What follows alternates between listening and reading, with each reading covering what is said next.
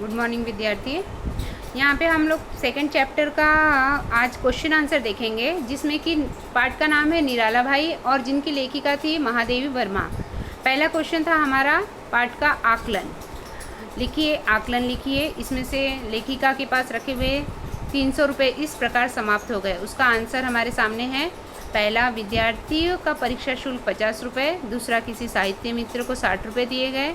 तीसरा, तांगे वाले की मां को 40 रुपये का मनी ऑर्डर किया गया। और चौथा, दिवंगत मित्र की भतीजी के विवाह के लिए 100 रुपये दिए गए।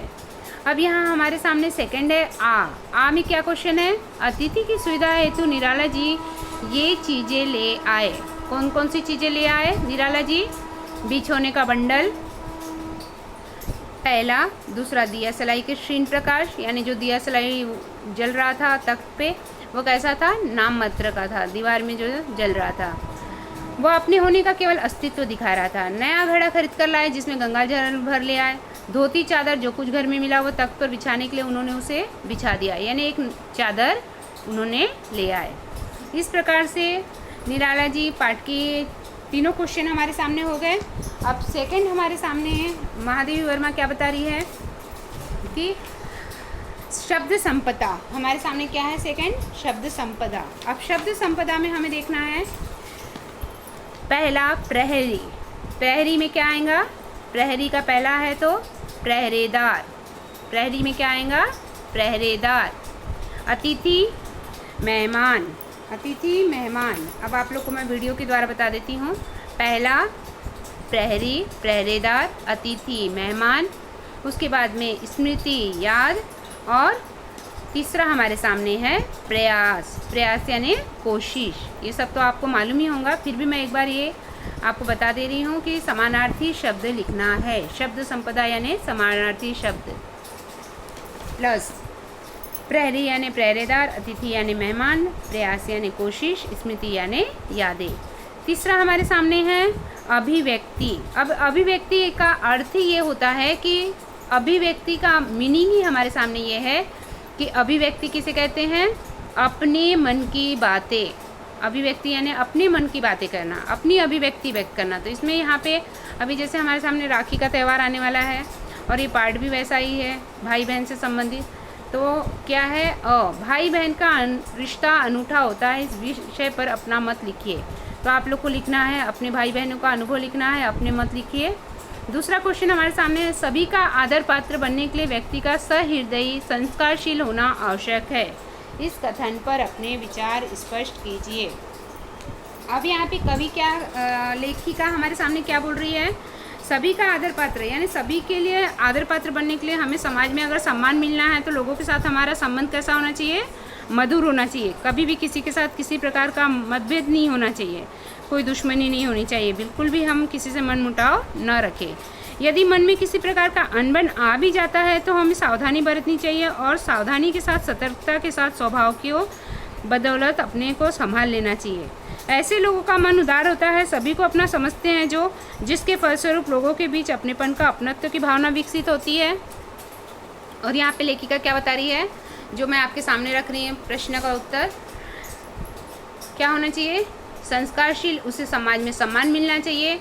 वह लोगों से मधुर संबंध बनाता है, कभी किसी के साथ मनमुटाव नहीं होना चाहिए। और यदि कभी अनबन हो भी जाता है तो लोग बहुत ही सावधानी और सतर्कता के साथ अपने स्वभाव की बदौलत मामले को संभाल लेते हैं। ऐसे लोगों का मन उदार होता है, सभी को अपना समझते हैं, जिसके फलस्वरूप लोगों के बीच अपनेपन का, अपनत्व की भावना विकसित होती है। समाज में कद्र बढ़ जाता है, लोगों के साथ मधुर संबंध होने के कारण सभी आदर करते हैं। अतः सभी का आदर पात्र बनने के लिए व्यक्ति को क्या करना चाहिए? सहृदयी और संस्कारशील होना आवश्यक है। किसी के भी बारे में हमें नेगेटिव नहीं सोचना है, सबके बारे में अच्छा ही सोचना है। कहा जाता है ना, कर भला तो हो भला। अब यहाँ तीसरा प्रश्न हमारे सामने है, पाठ के आधार पर लघुत्तरीय प्रश्न के उत्तर दीजिए। निराला जी की चारित्रिक विशेषताएं। अब आपको पाठ के आधार पर जो वीडियो मैंने बताई हूँ उस पर से आप पाठ में से ढूंढ सकते हैं और लिख सकते हैं, या निराला जी का आतिथ्य भाव स्पष्ट कीजिए। अब हमारे सामने है निराला जी का चारित्रिक विशेषताएं।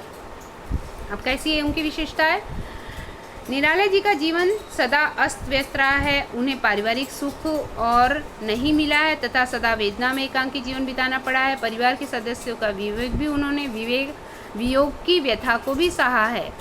वे उसे काव्य में उतारा है। आतिथ्य करने में उनका अपनापन ही देखने बनता था। अतिथि का खुले दिल से स्वागत करते थे। स्वभाव से ही वे कैसे थे? निराले थे, अर्थात उदारता बड़े महाप्राण थे। उदारता यानी बड़े मन वाले थे। इसलिए तो लेखिका ने उन्हें क्या कहा है? औढ़र दानी बतलाया है। वे दयालु, सहृदयी, सहयोगी स्वभाव के थे। अपने पास की चीज़ों को ज़रूरतमंदों को दे देते थे। वे आजीवन क्या रहे? फक्कड़ बने रहे। निर्धनता में ही जीवन यापन करते रहे। दूसरों के आर्थिक दुखों का बोझ स्वयं ढोते रहे। उन्होंने आजीवन संघर्ष किया। समय के रचनाकारों के प्रति उनकी चिंता और संवेदनशीलता औरों से अलग करती है उन्हें। उनका व्यक्तित्व लोहे के समान दृढ़ था, लेकिन हृदय जो था वो भाव तरलता से ओतप्रोत था। सही अर्थों में कहा जाए तो वे मानवता के पुजारी थे। अब ये हो गया हमारे सामने चौथे क्वेश्चन का आंसर। अब पांचवें क्वेश्चन का आंसर है आतिथ्य। निराला जी के आतिथ्य भाव की दृष्टि कैसी थी? निराला जी का आतिथ्य भाव तो ये हमें देखने के लिए मिलता है। निराला जी का आतिथ्य भाव जो है, आतिथ्य की दृष्टि से निराला जी में वही पुरातन संस्कार थे इस देश के ग्रामीण किसान में जो मिलता है। भोजन बनाने से लेकर जूठे बर्तन मांजने तक का काम वे अपने अतिथि देवता के लिए करते थे। वो भी सहर्ष यानी बड़े खुशी से करते थे। भले ही सुख सुविधा के साधनों का अभाव रहा हो, परंतु उनके मन में अतिथियों की गहरी आत्मीयता रहती थी, गहरा लगाव रहता था। उन्हें वह आत्मा से ही क्या करते थे? उनका स्वागत करते थे। वे सेवा सत्कार में पूरी तन्मयता से जुड़ जाते थे। अतः अतिथि के आगमन को सौभाग्य समझते थे। आगमन को इसमें उनको क्या मिलता था? आत्मिक सुख मिलता था। लेखिका ने बताया है कि अपने संबंध में बेसुध निराला जी अपने आतिथ्य की सुविधा के लिए क्या थे? सदा सतर्क प्रहरी थे। अब आखिरी क्वेश्चन जो है हमारे सामने, साहित्य संबंधी सामान्य ज्ञान, यानी निराला जी का मूल नाम क्या था? निराला भाई का सूर्यकांत त्रिपाठी। उन्हें उपमा दी गई थी, यानी उपनाम उनका जो था वो निराला लोग बोलते थे।